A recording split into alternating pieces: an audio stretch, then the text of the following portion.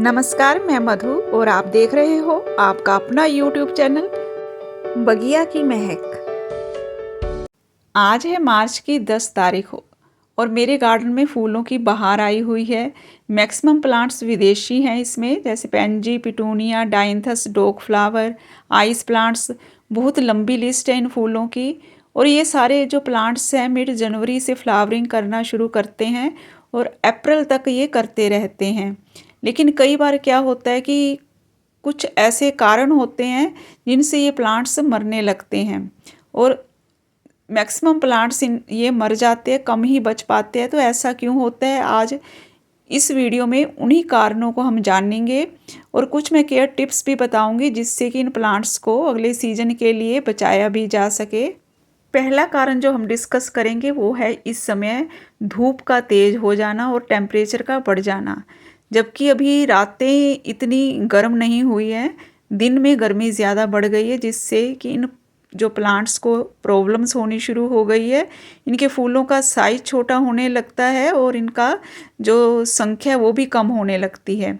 धूप से बचाने के लिए हम ये कर सकते हैं, इनको ग्रीन नेट के नीचे रखें या फिर ऐसी जगह रख दें जहाँ पे इस समय कम धूप आ रही हो। सुबह शाम की, दोपहर की तेज़ धूप इनको ना लगे। लेकिन जो जिस जगह भी आप रखें वहाँ हवा पूरी आनी चाहिए, हवादार वो जगह होनी चाहिए। ऐसे नहीं कि आप किसी बरामदे में इन प्लांट्स को रख दें, इससे इन प्लांट्स में फ्लावरिंग बिल्कुल ही बंद हो जाएगी। जैसे कि ये बिगोनिया है, तो ये प्लांट्स बहुत ही डेलिकेट होता है, इसको बहुत कम धूप चाहिए, पानी भी कम चाहिए। तो इस तरह से हम है जो इस प्लांट्स को बचा सकते हैं इनकी जगह बदल के। अब सेकंड जो है कारण वो है नर्सरी के प्लांट का होना। यदि हम नर्सरी से प्लांट्स लेके आते हैं तो वो कम ही सरवाइव कर पाते हैं, क्योंकि उनकी एक तो मिट्टी वेल ड्रेन नहीं होती, चिकनी मिट्टी में लगे होते हैं। दूसरा, उनमें कंपोस्ट भी गलत तरीके से दी होती है और कंपोस्ट की क्वालिटी भी अच्छी नहीं होती। एक बार तो उसमें फ्लावरिंग हो जाती है लेकिन बाद में नहीं आती। अब मुझे मजबूरन नर्सरी से प्लांट्स लेकर आने पड़ते हैं, क्योंकि ये देखिए मैंने सीड्स लगाए थे जिसमें देखिए ग्रोथ बहुत ही धीमी धीमी चली, क्योंकि यहाँ हमारा मौसम है जो वो इनके फेवर में नहीं रहता। बहुत गर्मी बहुत ज़्यादा पड़ती है, सर्दी का जो सीज़न है वो बहुत ही कम रहता है। तो इसलिए मुझे नर्सरी से प्लांट्स लेके आने पड़ते हैं। तो देखिए अभी मैं आपको दिखाऊंगी एक प्लांट जो मैं नर्सरी से लेके आई थी, तो वो अब डाई बैक कर गया। तो उसको जब मैंने देखा तो उसकी मिट्टी बहुत ही चिकनी थी और उसमें जो कंपोस्ट दी हुई थी वो बहुत ही उसकी रूट्स के अंदर ही दी हुई थी जैसे।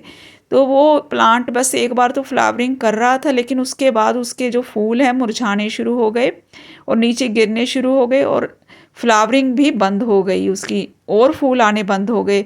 तो इससे इंडिकेशन हमें मिल जाता है कि प्लांट्स में कोई प्रॉब्लम चल रही है। तो मैंने इसकी मिट्टी को अच्छे से देखा तो उसकी मिट्टी हटाई, अब मैंने दूसरी मिट्टी भी लगा दी है। तो अब ये देखते हैं चलता है या नहीं। अब ये देखिए, ये भी मैंने सीडलिंग लगा रखी है बरबीना की। तो यही है कि मुझे नर्सरी से प्लांट्स लेकर आने ही पड़ते हैं। अगर आपके एरिया में भी ऐसा होता है कि सीड्स की जर्मिनेशन नहीं हो पाती, तो ये एक बड़ा कारण होता है नर्सरी के प्लांट का।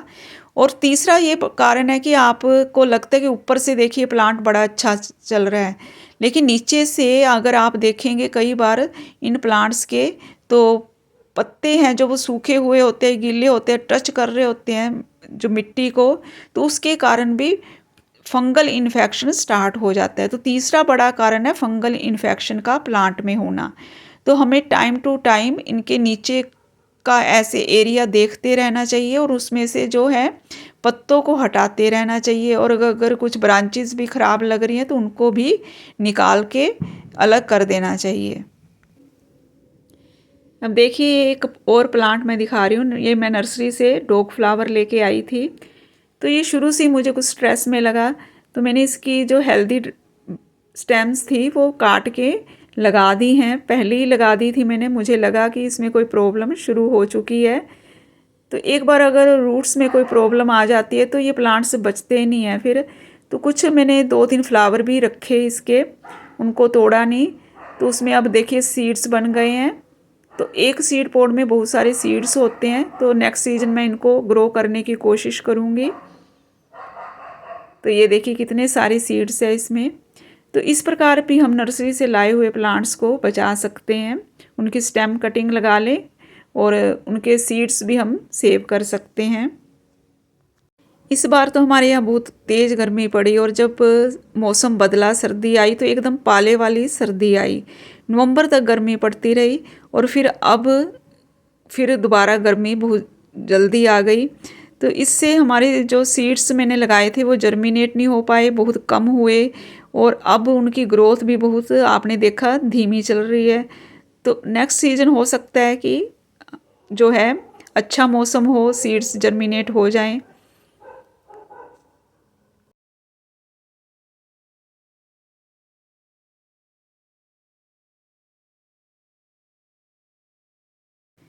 ये भी नर्सरी से लाए हुए डॉग फ्लावर है। इनमें देखिए कितनी सारी बड्स बनी हुई है। जब फर्स्ट फ्लावरिंग हुई थी उसकी कटिंग की मैंने वीडियो शेयर की थी। तो ये देखिए इसमें भी फूल भी आने लग गए हैं। तो ये जो मिट्टी होती है ये बहुत मायने रखती है प्लांट्स में। अगर मिट्टी अच्छी होगी तो प्लांट्स अच्छी ग्रोथ करेंगे। तो इनकी मिट्टी काफ़ी अच्छी थी, तो इसलिए इनमें देखिए बड़ी अच्छी ग्रोथ चल रही है। ये भी कैलेंडुला है, तो इसमें भी ग्रोथ बहुत बढ़िया चल रही है। तो इस प्रकार अगर मिट्टी अच्छी नहीं होती तो हम उसको उसी वक्त अगर चेंज कर देते हैं, रिस्क हमें लेना ही पड़ेगा। उसकी मिट्टी को पूरी तरह हटा के उसकी वेल ड्रेन्ड सोयल बना के उसमें आप प्लांट्स को लगाइए, तो फिर वो प्लांट्स आपके इस तरह डाई बैक नहीं करेंगे जैसे मेरे ये 2 प्लांट्स कर गए। एक और सबसे बड़ा कारण है कि पानी का सही तरीके से इन प्लांट्स को ना मिलना। कई बार हम वीडियो देखते हैं कि इन पौधों को पानी कम देना चाहिए, हम बहुत ही कम पानी देने लगते हैं जिससे कि प्लांट्स सूख जाता है। या फिर हम पानी उसी तरह देते रहते जैसे हम उसके ग्रोइंग पीरियड में देते थे शुरुआत में, जब इसकी बहुत सारी ब्रांचेस बढ़ रही थी, उसमें बड्स बन रही थी बहुत सारी। उसी तरह अगर हम पानी देते रहते तब भी ये प्लांट्स मर जाता है। तो इससे बचने के लिए ये है कि हम इसकी हर 10 या 15 दिन बाद इस तरह मिट्टी की गुड़ाई करते रहें। इससे हमें इसकी मिट्टी की क्वालिटी का पता लगता रहेगा कि यह कितना पानी होल्ड रखती है, क्या है। तो इस तरह से हम इस प्लांट्स को बचा सकते हैं।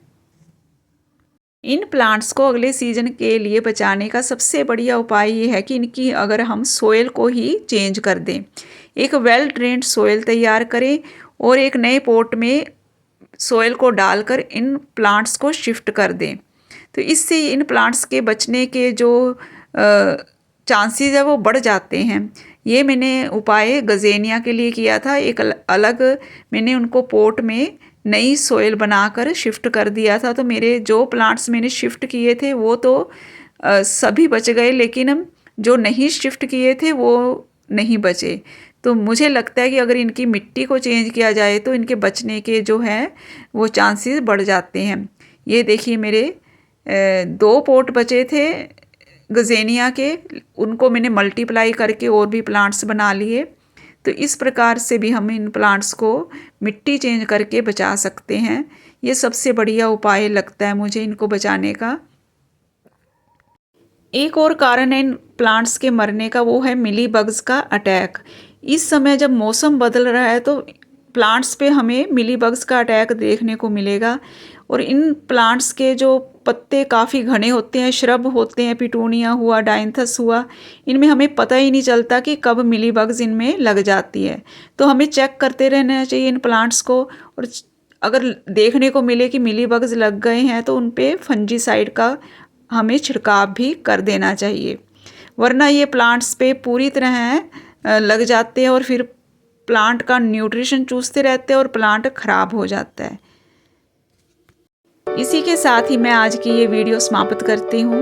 आपको आज की मेरी शेयरिंग कैसी लगी प्लीज़ कमेंट करके ज़रूर बताएं। अगर आपने मेरा चैनल सब्सक्राइब नहीं किया तो चैनल भी सब्सक्राइब करें। फिर मिलेंगे नेक्स्ट वीडियो में, तब तक के लिए नमस्कार, हैप्पी गार्डनिंग।